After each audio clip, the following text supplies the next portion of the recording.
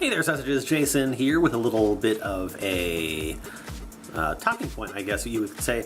So it's the beginning of E3 and Microsoft just had theirs, and after watching the whole thing, I must say that I'm actually kind of impressed with what Microsoft actually brought to the show.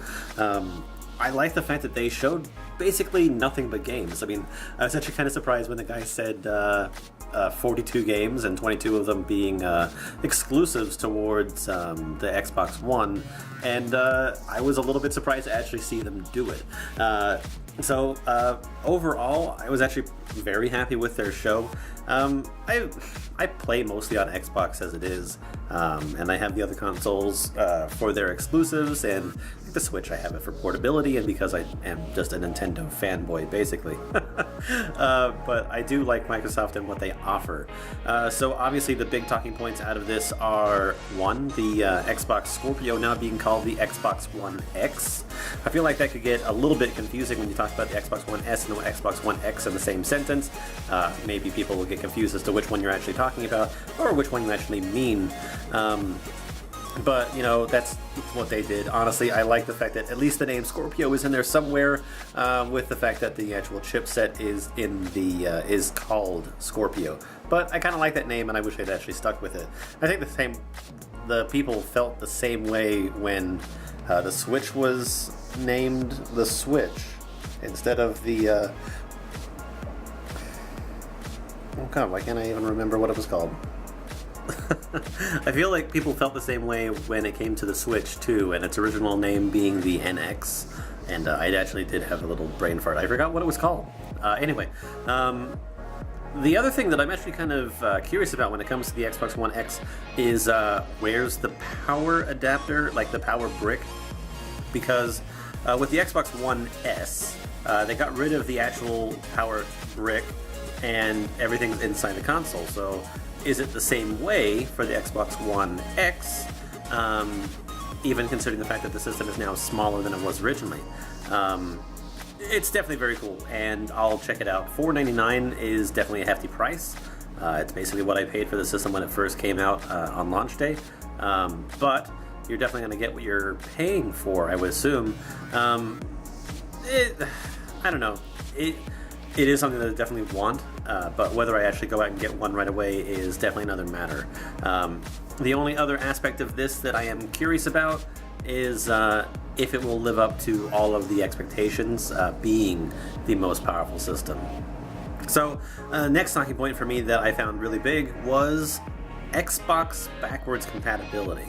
That was definitely a surprise. I think it was definitely a WTF moment in my mind when I heard them actually say that. And because, like, I heard them say it's like, you know, everybody loves Xbox backwards compatibility, but everyone wants more. And then they play that they play the little thing, and it's just like, I know that. What the hell are they doing? So my question is, will I be able to take some of the existing Xbox discs that I have now, plug them into my Xbox One and play them, or are they going to be downloadable through the Xbox Live Marketplace? So I guess that's stuff that we'll find out when it actually happens this fall.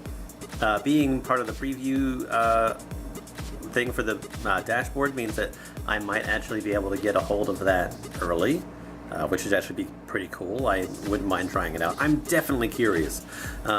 Microsoft is definitely surprising people with what their system is actually capable of, and out of the things that, you know, keep it behind Sony, this is definitely one of the few things that actually has it sort of stand out a little bit.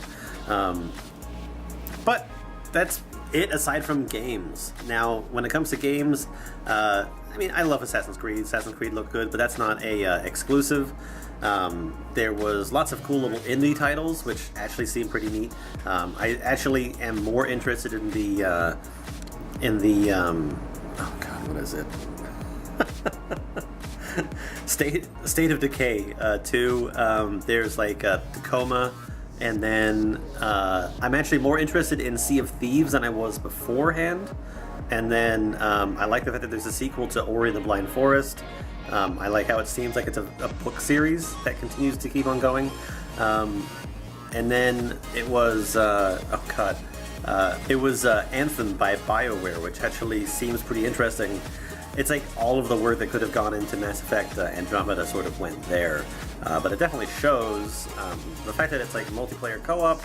I could sort of give or take, but I'm hoping that it plays like well on its own too. But regardless, that's sort of my takeaway. It was actually a very impressive E3 showing. I don't know whether I'm going to be doing things like this on all of the press conferences. I'll probably do them on the big three: Microsoft, Sony, and Nintendo. Because I'm not a news channel. I don't pretend to be the person that's going to tell you everything first. I'm just basically giving my opinion. Microsoft did good. It was a solid show. Like, I think the only cringy part of that was the fact when they did that one multiplayer game. Oh god, what was it called? I don't even remember what it was called. All I know is that there was an announcer up on the stage, and he was basically just started yelling, and it got very intense really quickly.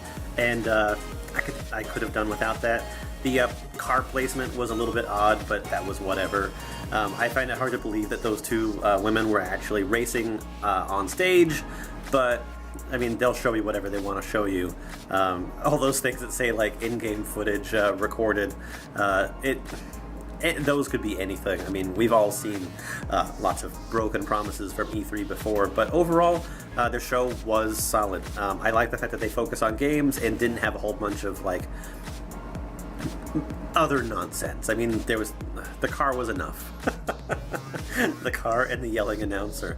But anyway, if you have any comments or questions concerning like your feelings about Microsoft E3 press conference and how you feel about it, definitely leave it down below in the comments. And I'd like to discuss your opinion as to like which games you thought looked really cool. Oh, side note, PlayerUnknown's Battleground. I've actually been wanting to, I've been wanting to play that, and now I actually have a decent system to play it on, being that my computer isn't really capable of doing so, because that actually might be fun. But yeah, we'll see you guys later. Bye-bye.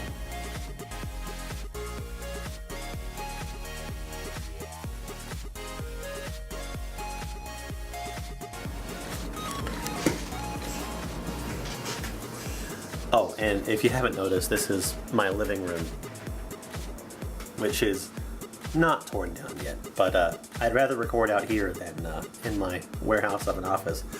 But yeah, a little tour of a room that you'll probably never see again. Bye-bye.